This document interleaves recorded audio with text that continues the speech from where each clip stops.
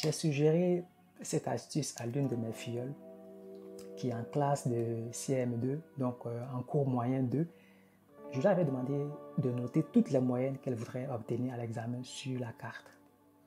Les amis, elle a été première de sa classe.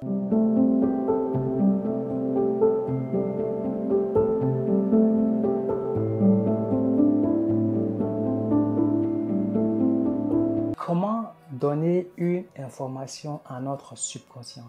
Telle a été la question qui a été posée par un internaute qui voudrait savoir comment donner une information à notre subconscient. Et moi, je reformule pour dire comment demander une information à notre subconscient. Bienvenue sur Pinefab Institute, je suis votre serviteur Keja Kassé. Sur cette chaîne, nous partageons ce que nous sommes, ce que nous pensons, ce que nous faisons, ce que nous avons avec vous, afin de vous permettre de savoir qui vous êtes véritablement, mais surtout de quoi vous êtes capable. Parce que, comme vous le savez, vous pouvez tout être, vous pouvez tout faire et vous pouvez tout avoir. Il n'y a pas de limite. Alors, s'il y a une limite, sachez très bien, c'est vous qui l'avez créé dans votre esprit. Très rapidement, l'esprit subconscient, c'est un intermédiaire. Donc, c'est cette partie qui vous met en connexion avec l'univers si vous ne croyez pas en Dieu. Mais si vous croyez en Dieu, sachez que c'est cette partie de votre esprit qui vous met en connexion, en relation avec Dieu. Vous avez compris jusque-là. Et aussi, je voudrais vous rappeler la différence entre l'esprit subconscient et l'esprit conscient. Ce qu'il faut retenir, c'est que l'esprit conscient, c'est cette partie de vous qui a la capacité de choisir, de filtrer, d'analyser, de raisonner, de penser, de choisir, d'accepter ou de refuser une situation. Donc, vous avez ce pouvoir, vous avez cette capacité de dire oui ou non à une situation. Ça, c'est l'esprit conscient. Alors que l'esprit subconscient, c'est cette partie de l'esprit qui n'a pas la capacité de choisir, de réfléchir, de penser, d'analyser, de dire oui ou non à une situation. Donc, lui, qu'est-ce qu'il fait? En fait, il se repose sur l'esprit conscient. Il fait entièrement confiance. Il fait entièrement confiance à votre esprit conscient. Toutes les informations qui lui sont parvenues par l'esprit, par vous, votre esprit conscient, qu'est-ce qu'il fait? Ce monsieur, votre esprit subconscient, lui, il accepte. Il considère toutes les informations comme vraies. Il n'a pas le temps, il n'a pas la capacité de chercher à analyser, de chercher à filtrer, de chercher à refuser une information. Ça veut dire que vous avez intérêt à bien analyser les types de pensées que vous entretenez à longueur de journée. Parce que ce sont ces informations ou ces types de pensées que vous entretenez là qui sont parvenus, ou alors qui sont transmises par votre conscient. Et quand ces informations arrivent au niveau de votre esprit subconscient, qu'est-ce qu'il fait? Lui, il cherche les résultats qui correspondent. En fait, c'est comme une commande. C'est comme une commande parce que si vous allez par exemple dans un restaurant, vous prenez la carte du resto en question, vous passez votre commande. Donc, c'est ce que vous allez demander qui vous sera servi. Effectivement, pareil. Donc, tout ce que votre esprit conscient envoie comme information, vraie ou fausse, je dis bien les amis, je vais vous le répéter. Votre esprit subconscient n'a pas le temps de réfléchir, d'analyser, de chercher à comprendre si les informations qu'il a obtenues sont vraies ou fausses. Donc, vous avez intérêt à vérifier les types ou vos schémas de pensée. Maintenant, comment demander à votre esprit subconscient? Comprenez très bien, pour vous qui ne croyez pas en Dieu, retenez que demander à votre esprit subconscient, c'est demander à l'univers. Donc, quand vous demandez quelque chose à votre esprit subconscient, sachez très bien que vous êtes en train de vous adresser à l'univers. Maintenant, pour ceux qui croient en Dieu, comprenez aussi simplement que demander à votre subconscient, c'est vous adresser à Dieu. C'est une façon de prier, c'est une façon de faire une requête à Dieu. Donc, et il y a plusieurs manières de demander à Dieu. Ne pensez pas que c'est seulement en priant que vous demandez à Dieu. Les types de pensées que vous entretenez à longueur de journée, c'est aussi une forme de prière que vous faites à Dieu, que vous adressez à Dieu. Donc, vous avez intérêt, une fois de plus, les amis, à choisir intelligemment ce que vous voulez comme information. Remarquez très bien autour de nous, il y a des gens qui passent toute leur vie à croire, à dire, à penser que la vie est un combat, que la vie est une bataille. Mais moi, je me dis, mais attendez, vous êtes en guerre, vous êtes en compétition. Contre qui en fait? Contre quel adversaire invisible? Mais vous êtes le seul. Mais pourquoi vous pensez que la vie est un combat? La vie est une bataille. J'en veux pas à ces personnes parce que c'est ce que leur esprit conscient ou subconscient a emmagasiné depuis tout petit. Donc pour ces personnes-là, elles pensent qu'il faut se battre. Il faut travailler dur pour s'en sortir. Mais en fait, c'est une fausse conception. C'est pas vrai. C'est ce type d'information que vous envoyez votre esprit conscient envoie à votre subconscient qui devient votre réalité.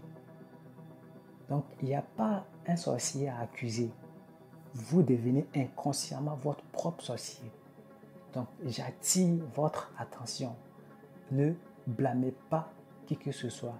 Ce que vous traversez, ce que vous êtes en train de vivre, comprenez très bien que la plus grande partie vous incombe. Parce que ce que vous dites, ce que vous pensez devient et finit toujours par devenir votre réalité. Maintenant, comment demander, comment s'adresser à l'univers, comment demander à Dieu, comment demander à votre subconscient? Il y a plusieurs manières de demander, mais personnellement, je me suis attardé sur 4 façons. La première chose qu'il faut faire, donc, de comment demander à Dieu, il faut se concentrer sur ce que vous voulez. Mais avant de se concentrer sur ce que vous voulez, vous devez être en mesure de savoir ce que vous voulez. Quand vous savez et quand vous saurez ce que vous voulez, concentrez-vous sur cette chose-là. Parce que comme vous le savez, si vous n'avez pas encore regardé la vidéo, je vous invite à aller regarder la vidéo. Votre esprit subconscient n'a besoin qu'un seul type d'information. Si vous lui donnez 2 types d'informations, il sera confus. Donc, il lui serait difficile de produire des résultats conséquents. Donc, ce qu'il faut faire, il faut choisir un seul type d'information. C'est-à-dire, il faut entretenir un seul type de pensée. Donc, vous choisissez soit la pensée positive ou soit la pensée négative. Mais je sais que vous n'êtes pas fou pour choisir la pensée négative parce que vous savez ce que vous voulez. Alors, concentrez-vous sur ce que vous voulez. J'ai eu un entretien avec une jeune demoiselle qui est très gentille et on discutait et elle me disait qu'elle a des problèmes. Je lui dis, vous n'avez pas de problème. Elle me dit, si j'ai des problèmes. Donc, elle va commencer à m'expliquer son problème. Et donc, qu'est-ce que je fais? Je prends mes 2 téléphones. Je lui dis, tiens, ça c'est quoi? Elle me dit, ça c'est iPhone. Et ça c'est quoi? Ça c'est Nokia. Je dis, ok. Entre les 2 téléphones, si tu avais le choix, quel serait ton choix? Elle me dit naturellement qu'elle veut l'iPhone. Je dis, mais pourquoi tu ne veux pas ce téléphone? Elle me dit, parce qu'elle ne veut pas. Je dis, ok. En fait, ça, c'est le problème que tu as actuellement, que tu penses que c'est un problème. Ok? Donc, tu ne veux pas ce problème. Tu ne veux pas de ce problème-là. Mets-le de côté. Tu veux l'iPhone. Donc, l'iPhone constitue en quelque sorte la solution. Donc, ce que tu veux. Il faut te concentrer sur ce que tu veux. Et ce que tu ne veux pas là, mets de côté. Et donc, beaucoup aujourd'hui se retrouvent dans ce chemin-là. Ils passent leur temps à penser à des choses qu'ils ne veulent pas. Non, choisissez un seul type de pensée et concentrez-vous sur cette pensée-là. Autre chose, deuxième chose, de comment demander à votre subconscient, c'est la prière. Il y a plusieurs manières de prier. Vous n'êtes pas obligé d'être religieux, d'être musulman, d'être chrétien, d'être bouddhiste, d'être peu importe. Avoir un désir, c'est une forme de pensée. C'est une forme de prière.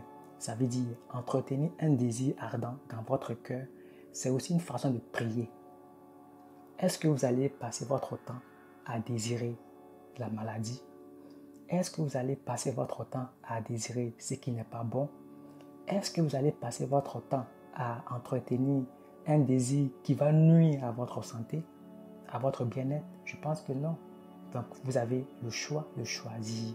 Et donc, c'est aussi ça, la prière. Troisième chose, les amis, soyez optimistes en toutes choses. Peu importe la situation que vous êtes en train de traverser, concentrez-vous sur ce que vous voulez. Soyez positif. voyez toujours du bien dans la situation que vous êtes en train de traverser. Et vous allez voir que vous allez grandir. Parce que tout ce qui nous arrive, arrive pour une raison. Je répète, tout ce qui nous arrive, arrive pour une raison. Donc, sachez voir le positif dans tout ce qui nous arrive. Alors, la quatrième chose pour terminer, c'est une carte. Ça fait plus d'1 an que j'ai cette carte. En fait, sur cette carte, j'ai écrit tous mes objectifs. Ça veut dire, au recto, ce que je veux devenir. J'ai écrit ce que je veux devenir. Et au verso, bon, je garde le verso, ça c'est à moi, c'est mon secret. Au verso, ce sont mes objectifs, c'est ce que je veux obtenir, c'est ce que je suis en train de faire, c'est ce que je veux faire. Donc, concentrez votre pensée sur les objectifs qui sont inscrits sur la carte. Et allez-y partout avec cette carte. Moi, je l'ai tout le temps avec dans ma poche. Donc, quand j'ai 2 ou 3 minutes, je passe mon temps à lire, à visualiser et à penser à ce que je veux. En faisant ça, j'envoie régulièrement ce type d'information. Ça veut dire ce que je veux. J'envoie ça à mon subconscient et mon subconscient m'envoie toujours des résultats, crée des solutions par rapport à ces objectifs. J'ai suggéré cette astuce à l'une de mes filleules qui est en classe de CM2, donc en cours moyen 2. Je lui avais demandé de noter toutes les moyennes qu'elle voudrait obtenir à l'examen sur la carte. Les amis, elle a été première de sa classe. Incroyable. Faites-le. Essayez. Essayez pendant, je dirais, 1 an. Essayez, ça marche, les amis. Quand vous faites ça, vous focalisez votre pensée sur ce que vous voulez devenir. Et vous aurez toujours les résultats. Ça marche, je vous le demande. Et j'explique davantage dans mon premier livre qui est en cours d'édition, qui sera bientôt disponible selon le calendrier. Bon, normalement d'ici le 20 janvier, donc on va dire à la fin, avant la fin du mois de janvier 2023, le livre sera disponible et j'explique clairement cette partie-là. Comment obtenir des résultats avec cette astuce. Si vous avez des questions, les amis, n'hésitez pas. Posez toutes vos questions. Je suis à votre service. C'était votre serviteur Kedja Kassim, Bénéfa Institut. Vous servir notre devoir.